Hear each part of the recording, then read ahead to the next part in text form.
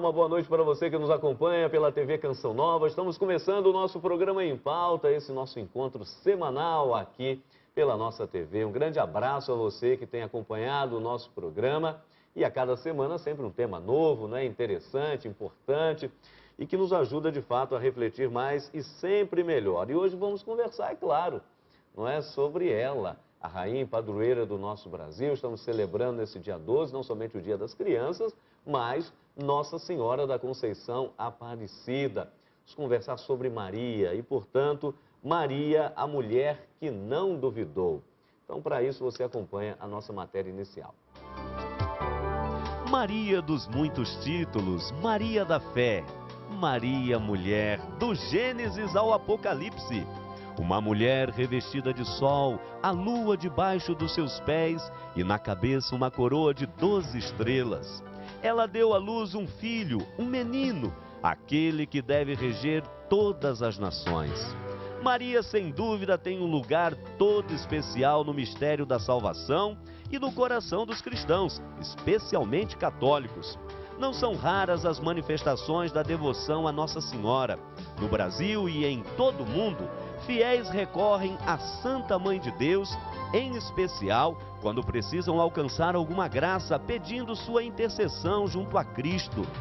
Numa de suas alocuções, o Papa Bento XVI afirmou: em todos os tempos e lugares, quando os cristãos se dirigem a Maria, deixam-se espontaneamente guiar pela certeza de que Jesus não pode recusar os pedidos que lhe apresenta a sua mãe, e apoiam na confiança inabalável de que Maria é ao mesmo tempo nossa mãe. Mas quais são os principais mistérios vinculados diretamente a Maria? Será que ela também passou por dúvidas e incertezas? Se Maria é uma só, por que é representada com tantos rostos diferentes? Por que muitos cristãos não católicos têm dificuldades em aceitar Maria, ao menos como a mãe do Salvador? Estas e outras questões no Em Pauta desta noite. Muito bem, tá aí para você, né? Deu para dar uma panorâmica bem bacana sobre o tema dessa noite. Aqui nos nossos estúdios em Belo Horizonte, estamos aqui na Avenida Isabel Bueno, número 400, no bairro Jaraguá. É o endereço da TV Canção Nova, aqui na capital mineira. Nosso querido Frei Antônio Moser, doutor em teologia e também diretor-presidente da editora Voz. Boa noite, Frei Moser. Muito boa noite, Padre Hamilton. Hoje sim, nós estamos em casa, porque vamos tratar de Maria. Às vezes os temas são meio difíceis de serem abordados. Hoje, eu diria, há alguns espinhos na coroa de Maria, né? Mas nem tantos. Há mais flores do que espinhos. Tá certo, Frei Moser, isso mesmo, né? Temos a alegria de receber aqui pela primeira vez no nosso programa, também para colaborar conosco, o irmão Natalino de Souza. Ele é mestrando em teologia, é irmão marista e gosta não somente do tema, não é, mas trabalha isso no seu cotidiano. Então, uma alegria tê-lo aqui conosco para partilhar as riquezas, a sabedoria no que concerne esta temática. Irmão Natalino, boa noite, seja bem-vindo ao Em Pauta. Obrigado, boa noite. Eu que agradeço, Padre Hamilton, o convite. Frei Antônio Moser estar aqui com vocês, partilhando de um tema, para mim, eu diria duplamente feliz, porque primeiro, em se tratando da Mãe de Jesus, a padroeira do Brasil, depois por pertencer a uma congregação religiosa de cunho totalmente mariano, né? Como os irmãos maristas, é uma alegria em dose dupla para mim, participar e falar dessa mulher tão importante para nós cristãos hoje. Tá certo, isso mesmo. E esse programa com certeza vai fluir assim de uma forma muito leve, não é muito terna, como é próprio justamente, né, de momentos quando tratamos da Mãe de Deus e nossa. Mas queremos entender, inclusive, isso, por que Mãe de Deus e também por que nossa, mas já já. Tema do programa, você já viu aí, Maria, a mulher que não duvidou. Exatamente porque, Frei Antônio Moser, quando nós nos reportamos lá para a Terra Santa, especialmente ali a uns 7, 8 quilômetros de Jerusalém, onde está a pátria de São João Batista, seus pais, não é, Isabel e, obviamente, Zacarias, a Virgem Santíssima, após receber o anúncio do anjo lá em Nazaré, quer dizer, a 150 quilômetros aproximadamente, vai apressadamente visitar sua prima, que já há 6 meses estava grávida, e naquele encontro das grávidas, uma 6 meses, a outra recentemente, não é? Isabel proclama em primeiro lugar: que honra para mim receber a mãe do meu Senhor, do meu Salvador. Mas depois finalmente vai proclamar, né? Maria, você é feliz. Feliz porque você não duvidou. E por causa disso, onde se cumprir da parte de Deus aquilo que lhe fora prometido. Frei Antônio Moser, aqui vem a primeira questão. Essa fé de Maria, ela se dá justamente quando Nossa Senhora, ela recebe esse anúncio do anjo, né? Dá a luz ao Salvador, ou essa fé é anterior? Como é que a gente entende isso daí? Olha, para entender essa sua pergunta, que é muito difícil ser respondida, eu colocaria dentro da história do seu povo, o povo de Israel, que teve momentos de grande esperança, expectativa do Messias que devia vir, e teve momentos de desânimo. Tanto assim que a missão primordial dos profetas era reanimar a fé desse povo que vacilava de vez em quando. E, pelo que se sabe, nessa época de Maria, houve, eu diria assim, um pequeno resto de Israel que ainda tinha esperança, mas a maioria parece que tinha se bandeado para o helenismo, os gregos que tinham invadido Israel, depois para os espíritos romanos, enfim, era relativamente pequeno o número dos que mantinham uma fé viva, aquela expectativa. Segundo lugar, você imagina uma menina, não é? Uma mulher menina, 17 anos, 18 anos, que seja, né? Muito jovem, e de repente ela recebe uma mensagem de Deus. Você, Mariazinha, você foi escolhida. Ora, claro que ela ficou perturbada e disse: como é? Eu não estou entendendo. Então, desde o início da sua vida, eu diria, foi uma eterna provocação para Maria continuar acreditando. Apesar dos pesares, tantos parentes e amigos dela certamente se afastaram daquela fé originária e Maria se manteve. Então eu diria, a fé de Maria, ela é anterior à Anunciação. E vou continuar depois, mais para frente, não nesse bloco, mas mais para frente. A vida de Maria foi uma vida de dúvidas, mas dúvida no sentido mais profundo da palavra. Ela não tinha uma previsão. Pode judiar do meu filho porque ele vai vencer. Não. Ela sofria a insegurança, a incerteza, como qualquer ser mortal. Não é? E aí é que se manifesta a fé. Quando a pessoa, na escuridão, diz: mas eu creio que vai haver um raio de luz que vai iluminar o meu caminho. Isso é a vida de Maria, a grandeza número 1, porque depois vem muitas outras. Agora, interessante, o irmão Natalino, ainda nessa questão introdutória, perceber que, por exemplo, quando nós nos deparamos com a Sagrada Escritura no seu Antigo e Novo Testamento, quando olhamos para o Novo, se percebe justamente uma determinação da parte de Deus. Então, por exemplo, mulheres que na Sagrada Escritura, normalmente no Antigo Testamento, velhas e estéreis. E da parte de Deus, determinação. Então, quando olhamos, por exemplo, para a primeira matriarca, né, a lei de Eva, depois, por exemplo, do ponto de vista da fé, Sara, esposa de Abraão, ambos com mais de 90 anos, segundo a linguagem bíblica, e estéril. E Deus não pergunta se ela quer ou se não quer, diz: vai ter, e assim foi feito. Então a gente olha para Sara, depois você olha, por exemplo, para Samuel, sua mãe Ana, onde também era estéril, não poderia ter filho, vai ali, clama a Deus no templo, etc. E diz: olha, você vai ter. E assim aconteceu, saiu Samuel. Depois você olha para outras, a mãe de Sansão, e assim por diante, até chegarmos, inclusive, a Isabel.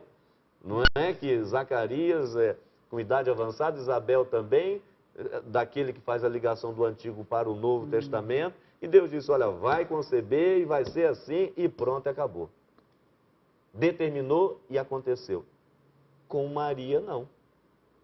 Quer dizer, o anjo chega e não determina, propõe. Qual que é como avaliar, irmão, essa mudança de um Deus que no Antigo determina para um Deus que no Novo propõe? Quer dizer, propõe a salvação, não determina. E Maria recepciona isso. Quer dizer, como avaliar essa mudança da atitude do Deus do Antigo para o Novo? Eu acredito que essa mudança, não só na ação de Deus, mas na própria concepção dessa imagem de Deus da passagem do Antigo para o Novo Testamento, ela reforça inúmeros pontos, entre eles a ação mesma de Deus, né? Com Maria, embora a gente reconheça que seja uma proposta, Maria tenha pensado o que isso poderia significar para a vida dela e, ao mesmo tempo, as dúvidas que, consequentemente, uma jovem de 17, 18 anos teria diante de um projeto tão grande que se apresenta, né, por Deus, eu ousaria dizer que, primeiro, salvaguardar essa ação gratuita e iniciativa gratuita de Deus. Né? É alguém que toma a iniciativa, que vem ao nosso encontro. E por isso, o cuidado no Evangelho de Lucas de dizer o anjo foi onde Maria estava, né? A encontrou existencialmente como ela estava. E não preparada, Antônio Moser disse, né? Certamente cheia de dúvidas, cheia de incertezas, participante das dúvidas, das incertezas e também das esperanças do seu povo, ele vai ao encontro. Então, Deus é quem toma a iniciativa. E é um Deus que atua lá onde parece não haver saída. Né? Nós vemos a história das grandes mulheres no Antigo Testamento, a esterilidade, a aparente infertilidade, né? Pois Deus faz. E quantos outros textos bíblicos que nos mostram, independente da ação com mulheres, homens, lugares, essa ação de Deus que fecunda o aparentemente infértil. Né? Eu gostaria de fazer uma observação. O nosso irmão Natalino, que belo nome, Natal, de Natal, né? Por isso que ele fala também, nasceu no dia de Natal, não é possível. A observação que talvez nem todo mundo tenha percebido, mas que é muito pertinente.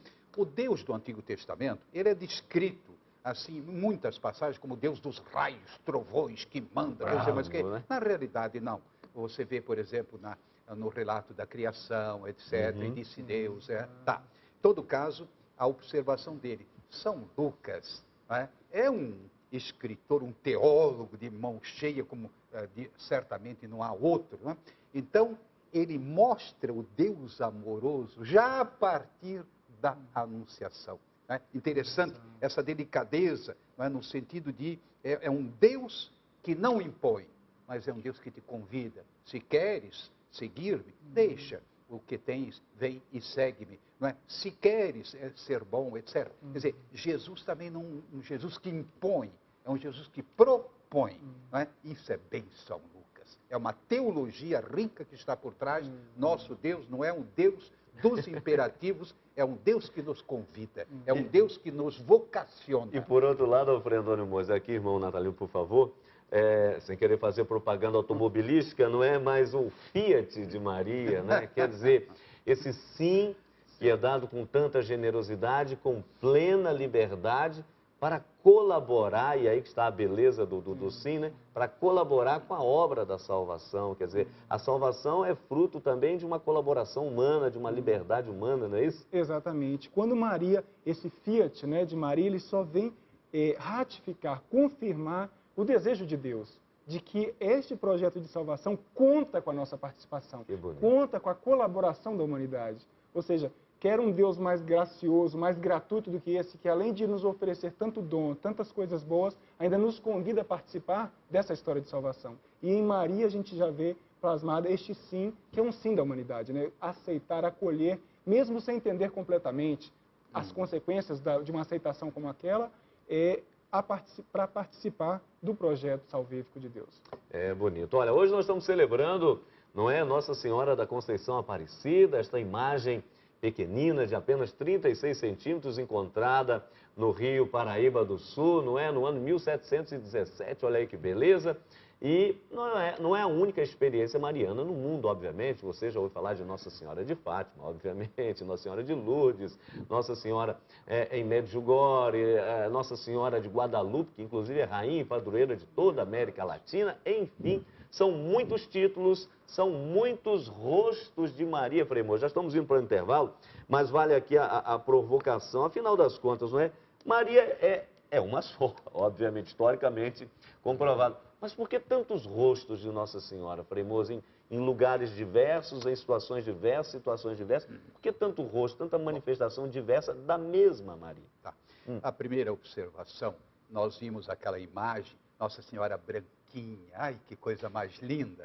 Mas, de fato, ela deve ter sido morena, porque judia, Ela Já. tem Uma boa judia. um tom mais moreno. Né? Muito bem. Agora, a sua colocação está apontando numa direção. São experiências diferentes que nos fazem ver os múltiplos rostos de Maria. Na verdade, uma só, mas grandes mistérios, né, que se esconde no seu coração, guardava todas essas coisas no seu coração, e que, por assim dizer, vai se revelando, ora de uma maneira, ora de outra maneira, lá em Lourdes, lá em Fátima, para as criancinhas e assim por diante. Às vezes para a pessoa mais adulta. Ou seja, você percebe a grandiosidade e a multiplicidade dos aspectos da salvação que se concretizam através da mediação de Maria.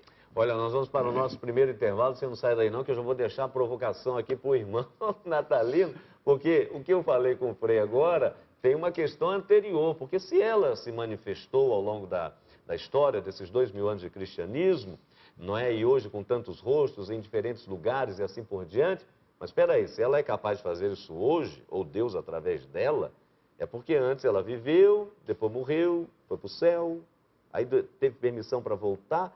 Como é que foi esse negócio aí que falam a respeito dessa Nossa Senhora que subiu aos céus, foi elevada aos céus em corpo e alma?